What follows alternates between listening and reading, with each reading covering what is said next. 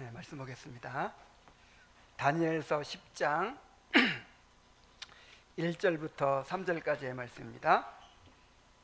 다니엘서 10장 1절부터 3절까지입니다. 자, 함께 읽겠습니다. 자, 시작. 바사왕 고레스 제3년에 한 일이 벨드사살이라 이름한 다니엘에게 나타났는데 그 일이 참되니 곧 큰 전쟁에 관한 것이라. 다니엘이 그 일을 분명히 알았고 그 환상을 깨달으니라. 그때에 나 다니엘이 세 동안 슬퍼하며 세일에 차기까지 좋은 떡을 먹지 아니하며 고기와 포도주를 입에 대지 아니하며 또 기름을 바르지 아니하니라. 아멘. 본문의 배경은 바사왕 고레스 3년입니다. 고레스는 바벨론을 정복한 직후에 포로 귀환령을 내렸어요. 그리고 1차로 그 해에 스룹바벨의 인도 아래 5만여 명의 백성이 예루살렘으로 돌아가서 이듬해에 성전의 기초를 놓았습니다. 자, 그런데 사마리아인들의 끈질긴 방해로 성전 재건은 큰 어려움에 빠졌고 마침내 공사가 중단되기에 이르렀어요. 이후 성전 건축은 약 15년이 지나서야 학계, 스가랴 같은 선지자들의 활약으로 다시 재개될 수가 있었습니다. 아마도 이 소식을 듣고 다니엘이 크게 슬퍼하며 21일간 세 일회간의 특별 기도를 시작했던 것 같습니다. 그 기간이 딱 이렇게 맞는 거예요. 이 예루살렘 성전 건축이 중단된 그 시기와 지금 이 다니엘이 고레스 3년에 크게 슬퍼하면서 세일의 동안을 작정하고 그렇게 기도한 그게 겹치기 때문에 본문에는 나와 있지 않지만 지금 예루살렘의 소식을 듣고 너무 슬퍼하면서 가슴 아파하면서 기도한 것일 것이다, 이렇게 보는 거예요. 자, 이런 비슷한 기도가 있었죠. 느헤미야의 기도가 있었잖아요. 느헤미야가 이 성벽 건축 공사가 중단되고 그 다음에 대적들이 와서 그냥 그 쌓던 성벽을 다 무너뜨려 버리고 그냥 이스라엘 유다 귀환민들이 그냥 비참한 처지에 있다는 소식을 듣고 그렇게 금식하면서 슬퍼하면서 막 울면서 기도했잖아요. 그 상황과 비슷한 거예요. 자, 그는 이 기도를 통해서 장래의 큰 전쟁에 관한 계시를 받게 됩니다. 자, 다니엘이 어떤 문제를 위해 특별 기도를 하고 하나님의 그 응답으로 그 문제만이 아니라 더 크고 비밀한 일을 보여주시는 패턴이 반복되고 있어요. 그래서 우리가 그 작정기도라는 말 옛날에 많이 들었죠. 작정기도. 순복음 교인들이나 하는 게 아니에요. 성경 보니까 다니엘도 그렇게 하잖아요. 새 일회를 작정하고 기도하잖아요. 여러분도 어떤 특별한 일을 위해서 그렇게 작정하고 한번 해보세요. 평상시에도 하루 3번씩 늘 기도했단 말이에요. 늘 기도했는데 특별한 일을 위해서 며칠간 21일간 새 일회 동안 작정하고 그렇게 기도를 했어요. 자, 여기서 큰 전쟁에 관한 계시를 살펴보기 전에 자, 먼저 다니엘이 하나님께 기도하기 위해 스스로 겸비하게 한 것에 대해서 살펴보고자 합니다. 자, 다니엘이 지금 9장의 기도에도 그렇고 9장의 기도에서도 그렇고 10장의 기도에서도 그렇고 이 특별 기도가 지금 2번이나 나오는데 특별 기도할 때마다 그 기도의 준비를 갖춰요. 어떻게 갖췄죠? 9장에서는 금식하며 베옷을 입고 재를 덮어 쓰고 그렇게 하는 게 강구했죠. 근데 여기서는 10장에서는 어떻게 되었어요? 좋은 떡을 먹지 아니하며 고기와 포도주를 입에 대지 아니하며 또 기름을 바르지 아니하고 그렇게 기도했어요. 자, 이것을 여기 몇 절입니까?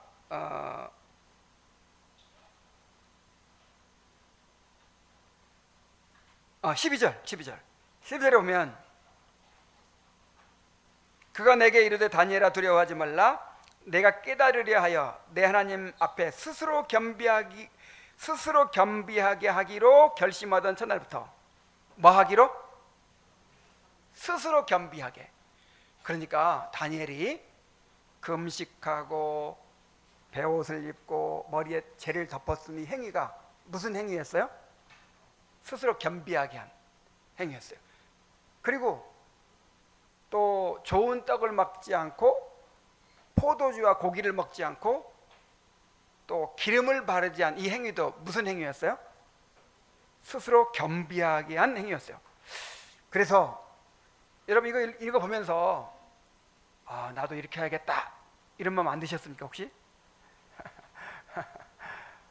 나도 금식하면서 베옷을 입고 머리에 재를 덮어쓰고 아니 그렇게 못할지라도 좋은 떡을 먹지 않고 또 포도주와 고기를 먹지 않고 화장을 금하고 그렇게 기도해야겠다. 혹시 그런 생각 안 해보셨어요?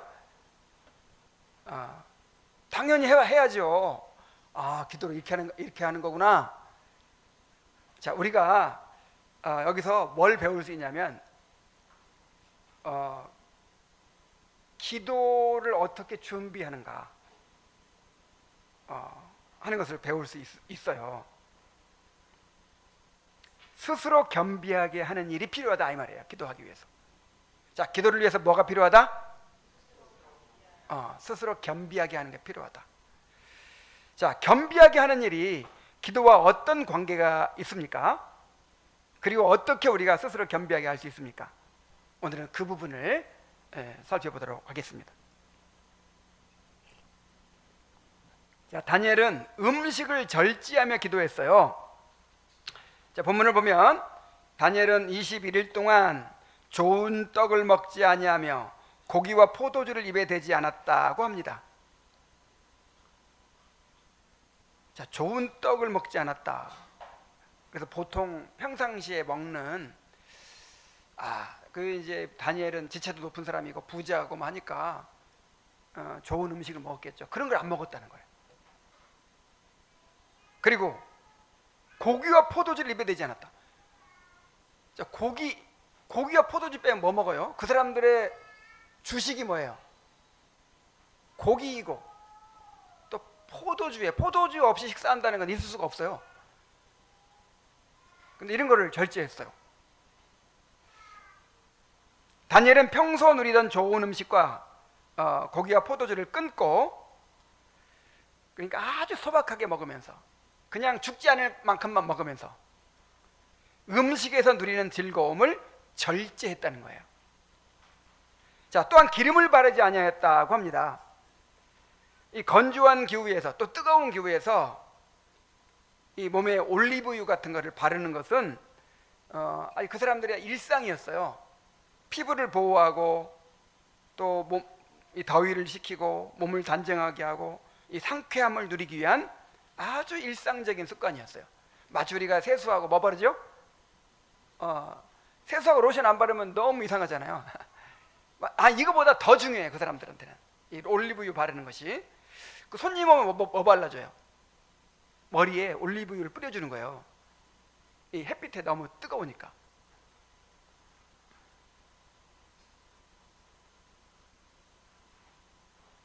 기름을 바르지 않았다는 것은 평소 누리던 편안함과 몸을 돌보는 일까지 자발적으로 절제했다는 것입니다. 그래서 이것을 일종의 부분 금식이라고 할 수 있어요. 자, 금식하는 방법에는 내가 이번 주 말고 다음 주일 오후에 금식에 대해서 설교할 거예요. 기대되죠? 금식에 대해서. 자, 금식에는 음식과 물을 완전히 끊는 금식이고, 물만 마시면서 하는 금식도 있고, 그리고 이렇게 생명을 유지할 최소한의 음식만 먹는 금식도 있습니다. 당시 다니엘은 이미 90세에 가까운 고령이었고, 고위 관리로서 공무를 수행해야 했기 때문에 아마 완전한 금식 대신 이러한 방식으로 했을 것입니다. 자, 본문의 강조점은 금식의 방식 자체보다 그가 모든 즐거움과 안락함을 절제하면서 하나님 앞에 자신을 낮추었다는 데 있어요. 그래서 12절에 보면 하나님께서 이 다니엘의 이 행동을 뭐라고 말씀하셨다고요? 스스로 겸비하게 한 것이다 라고 말씀하셨다는 거예요. 자, 겸비하게 한다는 말이 무슨 뜻이에요? 자, 겸비하게 한다는 말은 스스로 자기를 괴롭히고 낮춘다, 그런 뜻이에요. 레위기 16장, 23장에 보면 하나님께서 이것을 때때로 요구하십니다. 스스로 괴롭게 해라, 스스로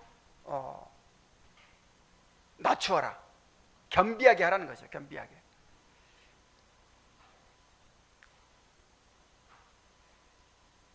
하나님 앞에서 스스로 자신을 비천하고 낮은 자리로 내려놓는 것입니다.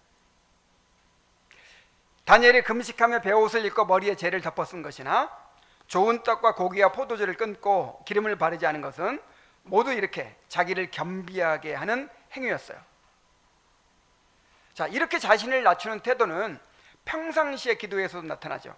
자, 원래 유대인들은 기도 자세가 어떤 것이죠? 서서 해요. 서서 이렇게 손을 들고. 근데 다니엘은 하루 3번씩 기도할 때 어떻게 기도했어요? 무릎을 꿇고. 그러니까 평상시부터 다니엘은 하나님 앞에 자기를 정말 낮추는 일을 많이 했던 것 같아요.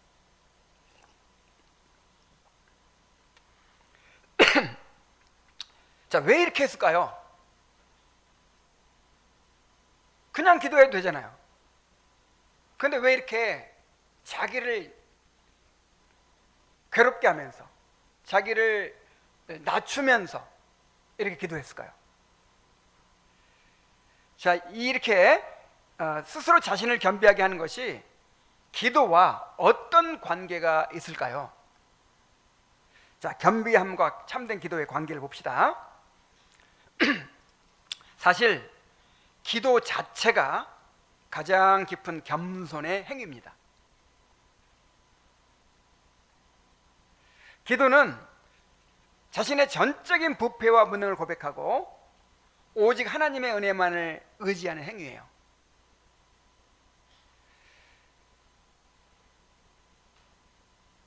그래서 어떤 책에 보니까, 자, 여자들이 기도를 잘해요, 남자들이 기도를 잘해요? 새벽 기도 나오는 사람은 다 남자예요, 여자예요? 여자들의 기도를 잘해요. 여자들이 쉽게 그렇게 부르짖고 기도를 해요. 자, 이것은 여자들이 다 의존적이기 때문에 그렇다고 하는 얘기를 봤어요.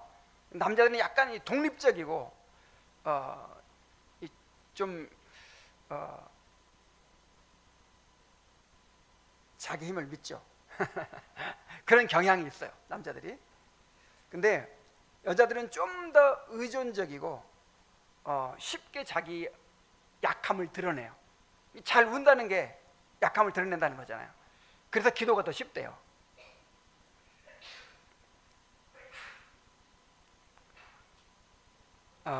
기도 자체가 자기를 낮추는 행위입니다. 겸손의 행위입니다. 그래서 겸손한 사람만이 참된 기도를 드릴 수 있어요. 자, 기도가 잘 안 되는 가장 근본적인 이유가 뭘까요?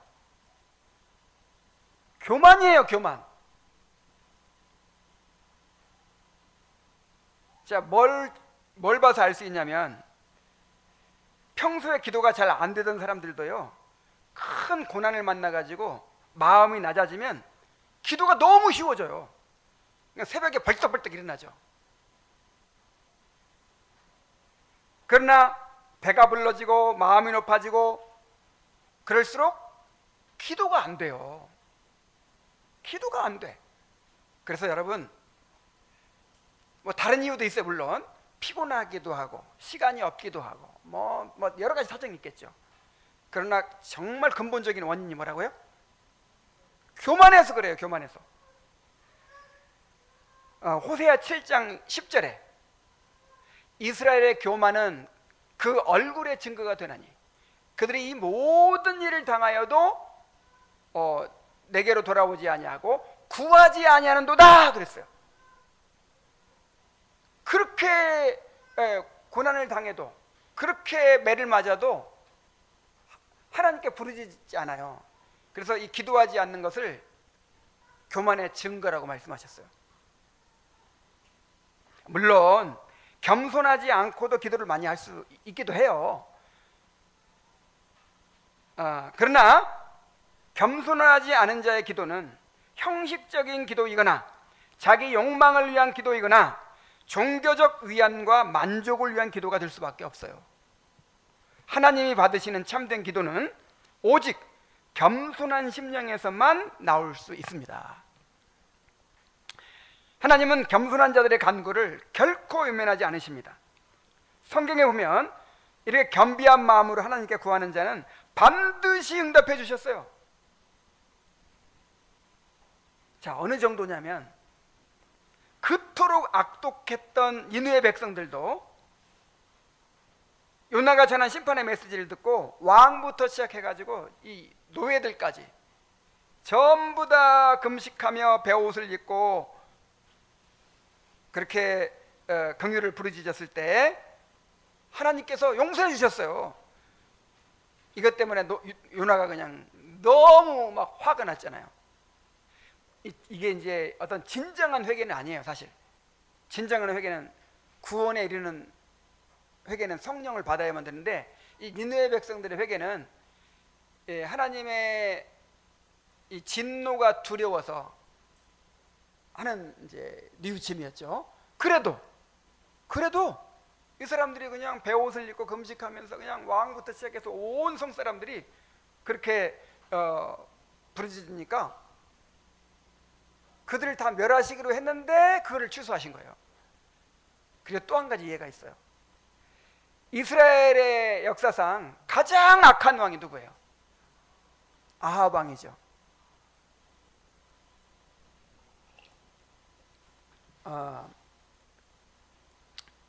그가 엘리야로부터 심판의 선언을 들었어요. 근데 아합 왕이 어떻게 했어요? 베옷을 입고 슬퍼하면서 걸음도 천천히 하면서 그렇게 겸비한 태도를 보였어요. 자, 그러니까 하나님께서 뭐라고 하시냐면 아합이 내 앞에서 겸비함을 내가 보느냐? 그가 내 앞에서 겸비함으로 내가 재앙을 내리지 아니하리라. 아유, 여기서는 나도 화가 나더라고. 이야, 드디어 이 악한 왕이 그냥 벌 받는구나. 근데 그냥 겸비한 태도를 보이니까 용서해 줘 버리시는 거예요. 자, 니느웨 사람들을 용서하시고 이 아합 왕을 용서하신 것을 통해서 우리가 뭘 알 수 있어요? 하나님은 이렇게 스스로 겸비하게 하는 자들의 기도를 반드시 응답해 주신다는 거예요. 아합의 기도를 들으시고 니느웨 사람들의 기도를 들으셨는데 당신의 사랑하는 백성들이 스스로 겸비하게 하면서 하나님 앞에 부르짖을 때 어떻게 안 들어주실 수가 있어요? 그러므로 우리도 겸비함으로 기도해야 됩니다. 그러면 반드시 하나님께서 긍휼을 베풀어 주십니다. 자, 그렇다면 우리가 어떻게 하나님 앞에 참으로 겸비해질 수 있습니까? 자, 어떻게 하면 겸비해질 수 있어요? 우리가 겸비해지는 길은 두 가지가 있어요. 두 가지. 자, 겸비함에 이르는 두 가지 길이 있어요. 먼저 하나님께서 강권적으로 우리를 낮추시는 길입니다. 자, 우리 스스로는 겸비해지기 쉬워요, 어려워요? 어려워. 그러니까 하나님이 강권적으로 낮추어 주시는 거예요. 바로 니느웨 사람들도 그렇고 아합도 그랬죠. 자, 강권적으로 낮춰 주시는 것도 두 가지 방법이 있어요. 크게. 자, 우선 하나님은 우리를 겸비하게 하시기 위해서 고난을 주십니다. 이는 매우 고통스럽지만 가장 확실한 방법이에요. 뭐 이건 장사가 없어요. 누구라도 아무리 교만한 사람이라도요, 하나님께서 그냥 치시면 그냥 부드러워집니다. 전적으로 타락한 우리는 본성적으로 지독하게 교만해요. 마치 내 힘과 지혜로 살 수 있는 것처럼 마음을 높이고 내 뜻을 내세우고 고집을 피웁니다. 웬만해서는 말씀 앞에 마음이 꺾이지 않아요. 다른 사람 말 잘 안 들어요. 교회의 황폐함과 영혼의 곰핍함을 보면서도 도무지 기도하지 않습니다. 그런데 내 힘으로 도저히 감당할 수 없는 엄청난 고난을 당하면 굳어있던 마음이 단번에 부드러워집니다.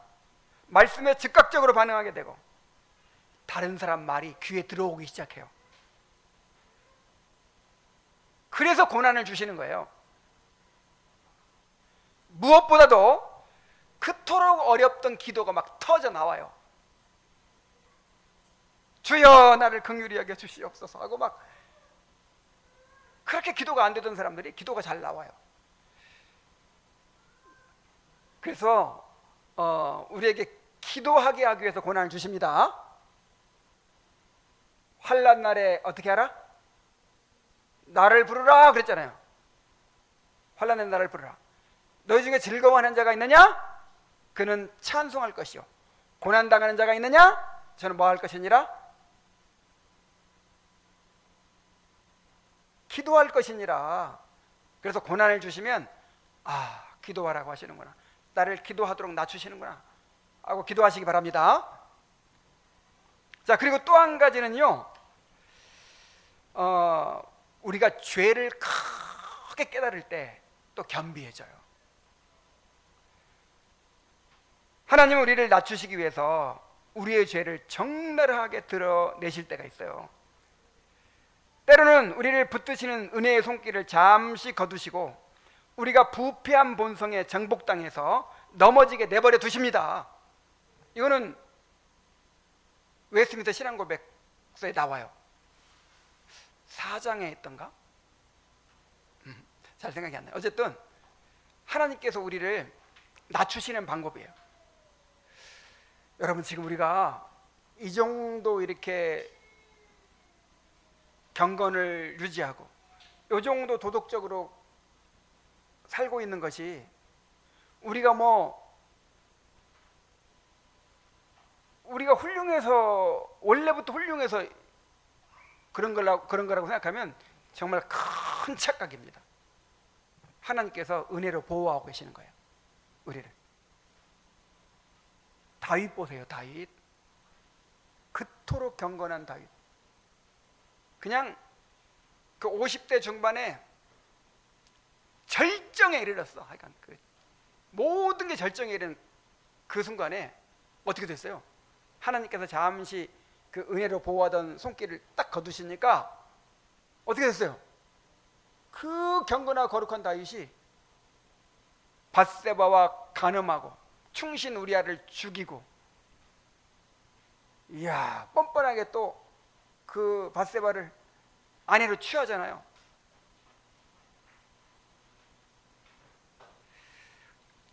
저도 때때로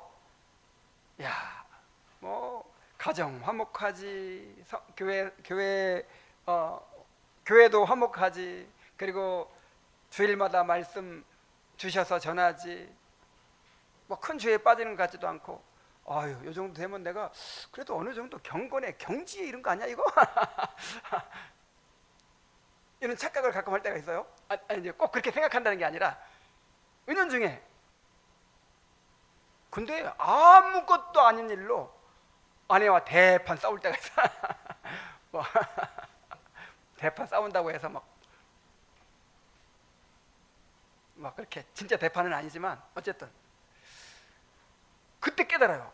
이야, 내 경건이라고 하는 것이 얼마나 박약한지, 내 인격이라고 하는 것이 얼마나 옹졸하고 참 요만큼도 참 참아내지 못하고, 와, 그렇게 어떤 큰 실수를 한다든지 싸운다든지 뭔가 이렇게 하고 나면 그때 아, 내가 이렇게 죄인이구나.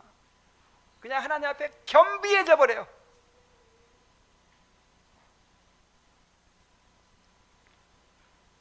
그래서 내가 정말 하나님의 은혜가 아니면 내가 한시도 할 수 없구나.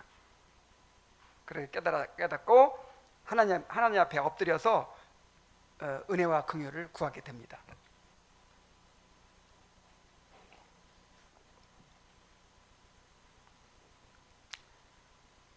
자, 그렇다면 우리가 겸비해지는 일이 이렇게 고난이나 시험을 통해 깨어지는 방법밖에 없을까요? 물론 대개는 다 그래요.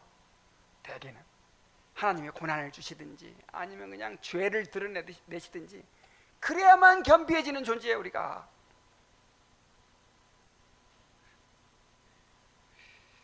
자, 그런데 자비하신 하나님은 우리 스스로 자신을 겸비하게 할 수 있는 방법을 주셨어요.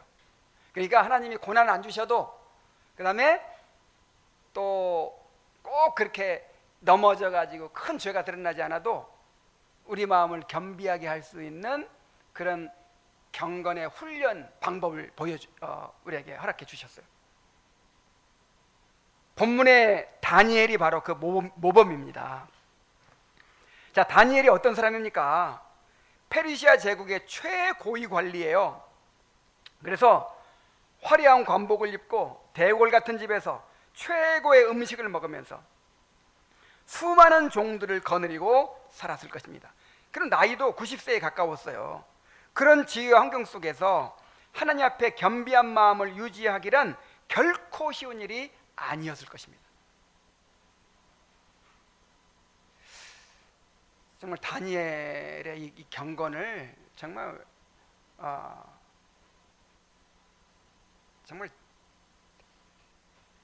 우리가 이렇게 쉽게 봐서는 안 돼요. 이렇게 형통해가지고 넘어지지 않은 사람이 성경 인물 중에도 몇 사람 안 돼. 뭐 히스기야든 요시야든 무슨 또 누구야. 하여간 누구든 좀 이렇게 형통하고 높아져 가지고 넘어지지 않은 사람이 있어요, 없어요? 다윗도 그렇고 뭐. 근데 성경의 인물 중에서 몇 사람 안 돼. 근데 이 다니엘은 정말 특별한 경우예요. 다니엘만큼 그렇게 높은 지위에 올라가고 영광 받고 그냥 뭐 부자이기도 했을 거예요. 그런 사람이 어디 있어요? 평생 그런 지위에 살았는데. 근데 다니엘은 그렇게 자기를 스스로 겸비하게 했어요. 그는 매일 세 번씩 무릎을 꿇어 기도했고, 특별한 기도 제목이 있을 때는 주저없이 금식하며 베옷을 입고 재를 머리에 덮어쓰고 기도했습니다. 고령의 나이에도 좋은 떡과 포도주와 고기를 먹지 않고 기름을 바르지 않고 기도했습니다. 다니엘은 그의 이러한 행위를 스스로 자기를 겸비하게 한 것이라고 말합니다. 사실은 다니엘이 말한 것이 아니라 하나님의 천사가 그렇게 말한 거예요. 그러니까 하나님께서 그렇게 인정해 주신 거예요. 서두에서도 말했지만 다니엘이 금식하고 베옷을 입고 또 재를 덮어 쓴 그 행위, 그리고 좋은 떡을 먹지 않고 또 포도주와 고기를 먹지 않고 그 다음에 기름을 바르지 않은, 그렇게 자기를 낮춘 행위를 스스로 겸비하게 한 것이다. 이렇게 하나님께서 인정해 주고 계신단 말이에요. 여기서 오해하지 말아야 할 것이 있습니다. 이런 금식이나 절제 행위 자체가 곧 경건은 아니에요. 그 음식 자체가 경건은 아닙니다. 그리고 하나님의 응답을 얻어내는 공로가 되는 것은 아니에요. 내가 금식하면 응답을 빨리 해주시겠지, 아니면 내가 금식하거나 이렇게 절제를 하면 더 경건한 사람이 되겠지, 이런 걸 가리켜서 금욕주의라고 해요. 무슨 주의? 금욕주의. 이 금욕, 올바른 목적을 위해서 금욕하는 것은 좋은 것인데, 금욕주의는 이거는 나쁜 거죠. 칼빈은 이 본문을 주석하면서 다니엘의 절제가 하나님께 어떤 공로를 세우려는 행위가 아니라 자신의 슬픔을 나타내고 스스로를 기도와 회개로 이끌기 위한 준비였다고 지적합니다. 자, 기도의 준비였다는 거예요. 즉 금식 자체가 경건이 아니라 금식을 통해 마음을 겸비하게 하여 참된 기도로 나아가려는데 그 목적이 있었다는 거예요. 자, 금식과 절제의 목적은 육체적 고통 그 자체가 아니라 몸을 쳐 복종시키는 데 있습니다. 자, 뭐 하는 데 있어요? 몸을 쳐 복종시키는 데. 자, 고린도전서 9장 25절 27절을 보겠습니다. 함께 읽어보세요. 시작. 이기기를, 함께 읽습니다. 시작. 이기기를 다투는 자마다 모든 일에 절제하나니 그들은 썩을 승리자의 관을 얻고자 하되 우리는 썩지 아니할 것을 얻고자 하노라. 그러므로 나는 다름질하기를 향방하는 것 같이 아니하고 싸우기를 허공을 치는 것 같이 아니하여 내가 내 몸을 쳐 복종하게 함은 내가 남에게 전파한 후에 자신이 도리어 버림을 당할까 두려워함이로다. 자, 여기서 몸은, 자, 몸을 쳐 복종시킨다고 할 때 여기서 몸은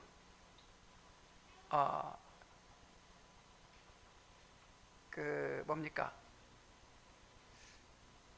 몸, 육체, 육신 이런 단어가 나올 때 두 가지로 쓰여요. 하나는 사르크스라고 해서 이 죄성을 가리킬 때 육신이라고 하죠. 육신. 육체라고도 하고. 뭘 가리킬 때? 죄성.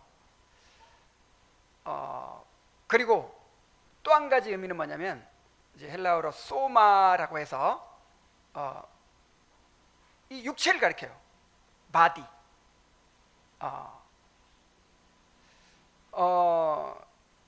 여기서 말하는 몸은 이 죄성을 가리키는 겁니까? 아니면 몸을 가리키는 겁니까?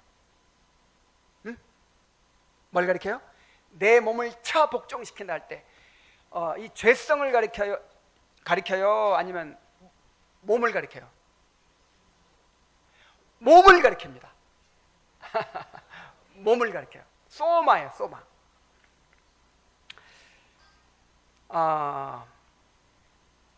우리의 마음과 육체는 서로 밀접하게 연결되어 있기 때문에 육체를 다스려야 마음을 다스릴 수 있어요. 여러분, 육체의 욕망이, 육체의 욕구가 죄입니까? 아닙니까? 먹고 싶어, 자고 싶어, 쉬고 싶어, 놀고 싶어, 막 이런 육체의 욕구가 죄예요? 아니에요? 죄예요? 아니에요? 아니에요. 먹고 싶은 그 욕구를 하나님이 주셨어요. 죄가 아닙니다. 그런데 이 죄가 그 욕구를 이용해요. 그래가지고 먹고 싶은 거를, 식욕을 절제하지 않으면 뭐가 돼요? 탐식이 돼요. 이 탐식은 엄청나게 큰 죄입니다. 자고 싶은데 자는 거, 쉬고 싶은데 쉬는 건 죄 아니에요? 아니죠. 그런데 무절제하게 쉬거나 무절제하게 자면 그게 뭐가 돼요? 게으름. 게으름은 죄가 돼요. 죄. 그래서 마귀가 마귀가 우리를 죄로 지배하려고 할 때 뭘 이용하냐면 이 몸의 욕구를 이용해요. 먹고 싶고 자고 싶고 그다음에 즐기고 싶고 하는 이 몸의 욕구를 이용해요. 그래서 우리가 이 죄에 빠지지 않고 그다음에 이 경건을 훈련해 가기 위해서 뭘 다스려야겠어요? 몸을 다스려야 돼. 몸을. 여러분 이거 보세요. 바울 사도가 지금 이 고린도 전서를 거의 말년했었어요. 그러니까 바울은 그야말로 성자예요. 성자. 이 성자가 아직도 뭐 하고 있어요? 몸을 쳐 복종시키고 있어. 바울 같은 사람이 몸을 쳐 복종시켰다면, 자, 우리 같은 사람은 얼마나 몸을 쳐 복종시켜야겠어요.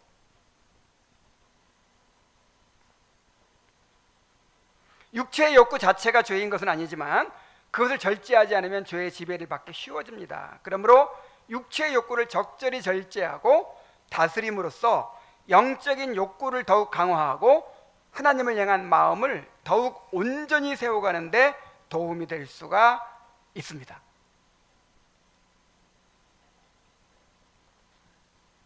그래서 이 몸을 다스리는 게 그렇게 중요해요. 자, 몸을 다스리는 거. 어디에 나오는 말입니까? 그런 말 있죠.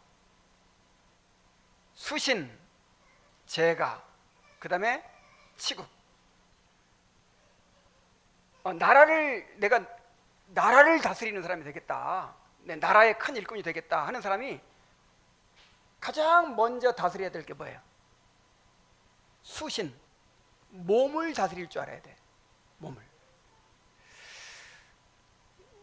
그래서 전에 읽었던 이 스티븐 코비 같은 사람이 쓴 이 경영 서적 같은 걸 보면은 예를 들어서 그 리더십을 가지려면 정말 뭐 회사를 경영한다든지 아니면 어떤 조직을 경영한다든지 그런 리더십을 가지려면 가장 먼저 해야 될 게 먹는 거, 자는 거 이런 거를 절제할 줄 알아야 된다는 거예요. 다시 말하면 내 몸을 다스릴 줄 알아요. 내 몸도 못 다스리는데 어떻게 가정을 다스리고 어떻게 어떤 조직을 다스리고 어떻게 밖에 나가서 리더십을 발휘할 수 있겠냐 이 말이죠. 몸을 다스려야 됩니다. 근데 이 세상 사람들도 그렇게 얘기하는데 영적으로는 얼마나 이게 절실하겠어요. 그래서 이제 소극적으로는 죄에 빠지지 않기 위해서 몸을 다스려야 되고, 적극적으로는 우리가 영적인 갈망이 더욱 커지도록, 더 기도의 준비가 되도록 육체의 욕구를 절제해야 되는 거예요.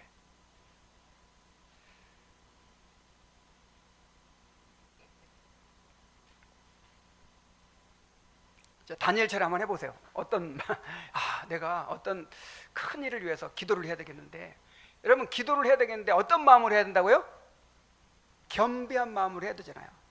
근데 겸비한 마음이 돼요, 안 돼요?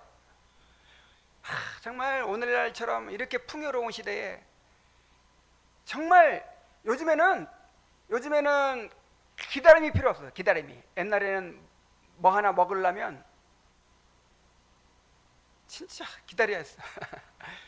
명절 때까지 기다려야 되고, 뭐 콩국수를 해 먹으려면 콩을 불려 갈아 그 다음에 하여간 엄청난 그 과정을 거쳐가지고 그렇게 먹을 수 있는 거예요.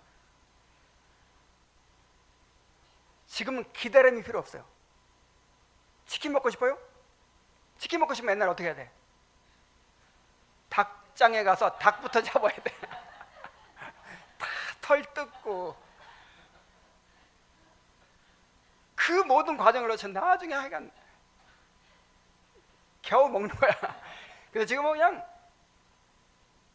워낙에만 하면 원하기만 하면 뭐든 쉽게 얻어요. 그러니까 인내가 필요 없는 시대고 기다림이 필요 없는 시대고, 그다음에 요즘에는 불편함을 견딜 필요가 없는 시대예요. 야, 만약에 에어컨 없이 살으라고 하면 아마 다 죽을 것 같아. 불과 몇 년 전까지만 해도 에어컨 없이 살았어요. 그 더위에 냉장고도 없이 살았어. 그래서 지금은 참을 필요 없고 기다릴 필요 없고 배고픈데 견딜 필요가 없어. 먹고 싶은 거 다 먹어. 옷이 없이 견뎌요? 옷 없으면 그냥 사면 돼. 자, 이런 시대야말로 지금 우리에게 절제가 필요해요. 절제 훈련이 필요해요. 자, 그러다 보니까 어떤 현상이 일어나냐면, 그러다 보니까 마음이 배가 불러요. 줄이고 목마른 상태가 돼야 되는데 뭐가 어떻게 돼요? 배가 불러. 영적으로 줄이질 않아요. 배고프질 않아요. 그러니까 영적으로 정말 하나님 보시기에는 가난하고 벌거벗고 눈멀고 막 그런 상태에 있는데 라오디게아 교회가 뭐라고 해요? 나는 부자라 부여하여 부족한 것이 없다. 자, 이런 마음 상태가 된단 말이에요. 자동으로 갈급하지 않아. 왜냐하면 채울 것이 너무 많아. 그냥 좀 내가 마음이 좀 약간 허하고 그런가? 그러면 그냥 유튜브 몇 분 보면 그냥 딱 채워져 버려. 뭔가 좀 외로워? 그러면 그냥 또 막 커피숍에 친구들이랑 만나서 노닥거리고 그냥 그러면 또 그냥 채워져. 지금은 채울 게 너무 많기 때문에 영적인 굶주림이 없단 말이에요. 영적인 갈망이 없단 말이에요. 한번 그렇게 해보세요. 다니엘처럼 금식하면서 그렇게 포도주와 고기를 먹지 않으면서 마음이 가난해져요. 그러면 다니엘이 그렇게 스스로를 그래 겸비하게 한 거예요.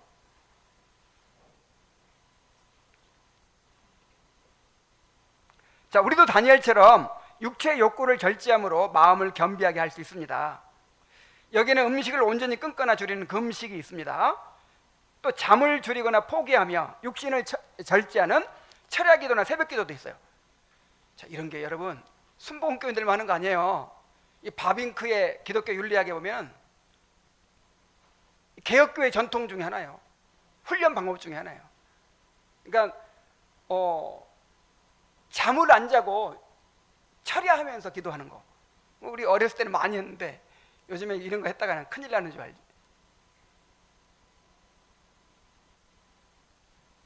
또 분주한 일상에서 벗어나서 고독과 침묵의 시간을 갖는 것도 하나의 방법이 될 수 있어요. 여러분 휴가 때 이런 거 하는 거예요. 휴가 때 번잡하게 돌아다니고 이런 게 아니고 그냥 하루 정도는 조용한 숲속에 들어가 가지고 그렇게 침묵과 고독의 시간을 갖는 거예요. 이럴 때 마음이 가난해져요.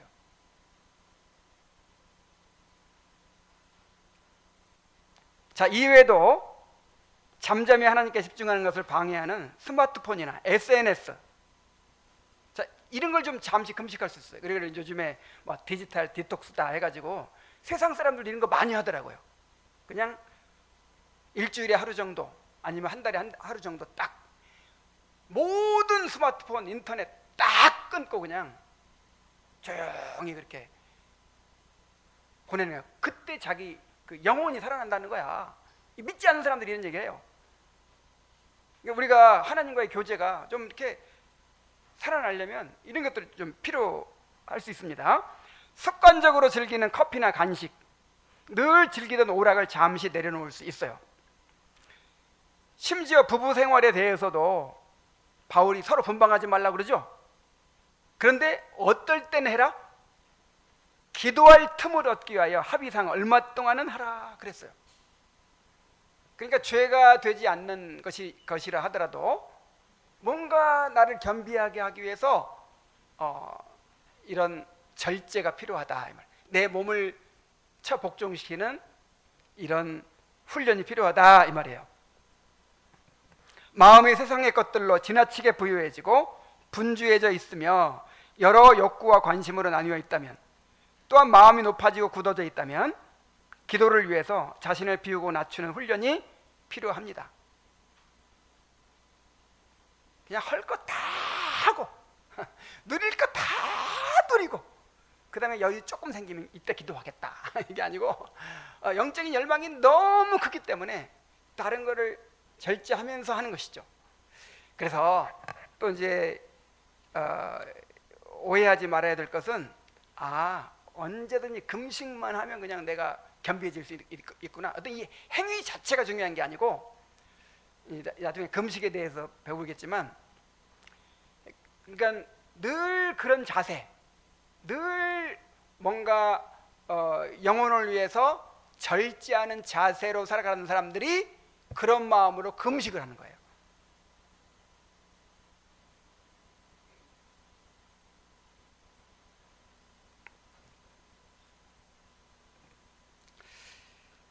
여러분, 다니엘의 기도를 배우시기 바랍니다. 다니엘의 기도를 배워야 돼요. 그렇게 어떤 특별한 일을 있을 때, 하나님의 은혜를 간절히 구해야 될 때 그렇게 뭔가 작정하고, 내가 정말 21일간 정말 전심으로 하나님께 기도해야 되겠다, 이렇게 작정해서 기도하는 이런 기도. 그 다음에 그런 기도를 위해서 또 어떻게 했다고요? 자기를 스스로 겸비하게 하는, 이런 기도를 본받게 되기를 바랍니다. 자, 말씀을 맺겠습니다. 우리가 하나님께서 우리를 고난과 시험으로 낮추셔야만 낮아지는 사람이 되어서는 안 됩니다. 그건 너무 힘들잖아요, 그죠? 모든 것이 평안하고 풍족할 때에도 스스로 하나님 앞에 자신을 낮추는 법을 배워야 합니다. 다니엘처럼 우리의 육신의 즐거움과 만족을 절제하는 것을 통해서 마음을 비우고 낮춰야 합니다.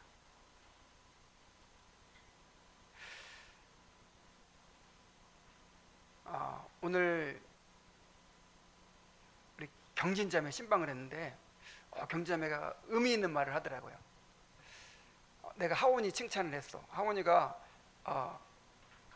이렇게 참 어른들한테 감사도 잘 표현할 줄 알고, 또 이렇게 사과도 할 줄 알고, 보니까 이렇게 훈련을 시킨 것 같아요. 그래서 참 하원이가 그런 점이 훈련이 잘 시킨 것 같다고 해서 칭찬을 했더니 이런 말을 하더라고요. 뭔가 결핍을 좀 알아야 되는데 그게 문제라고, 이런 얘기를 하더라고요. 그러니까 우리 아이들이 자라면서 뭘 알아야 돼요?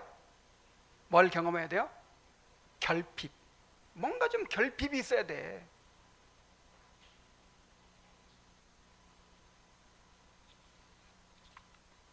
그래서 이제 저는 여기 오늘 지금 이 말씀 전하면서 그냥 그 행위 자체, 그냥 아무렇게나 살다가 그냥 금식하면 그냥 내가 탁 낮아져 버리고 막 이런 차원으로 얘기하는 게 아니라, 우리가 항상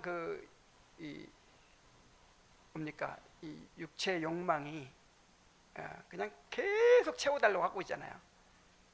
그래서 또 마귀는, 죄는 이걸 이용해 가지고 우리를 사로잡고, 그러니까 영적으로 멀어지게 만들고. 자, 이런 거를 의식하고 평상시부터 어느 정도 결핍을 느끼며 살 줄 알고, 좀 불편함을 느끼며 살 줄 알고, 그렇게 절제하며 살 줄 아는 그런 사람이 되어야 한다는 거죠. 그래야 영적으로 더 갈망이 일어날 거 아니에요. 특별히 이번 부흥과 회심을 위한 기도회를 앞두고 각자가 무엇을 내려놓고 어떻게 자신을 겸비하게 할 것인지를 한번 생각해 보시기 바랍니다. 그때 나는 금식을 하겠다. 아니면 다니엘처럼 부분 금식을 하겠다. 아니면 그때만이라도 내가 하루에 게임 30분씩 하도록 허락을 맡았는데 인터넷 게임 금식을 하겠다. 뭐든지 좋아요. 뭐든지 정말 자기를 겸비하게 하면서 한번 기도를 준비하는 그런 훈련을 해볼 수 있기를 바랍니다. 자, 기도하겠습니다. 하나님 아버지, 다니엘의 기도를 통해서 우리가 많이 배웁니다. 평상시에 하루 3번씩 그렇게 간절히 기도했던, 목숨 걸고 기도했던 그런 기도뿐만 아니라 특별한 은혜를 필요로 할 때 작정하고 그렇게 기도하는 것을 봅니다. 그리고 특별히 자기를 스스로 겸비케 한 그 영적인 훈련을 봅니다. 아버지 하나님, 오늘 우리에게 이러한 훈련이 필요합니다.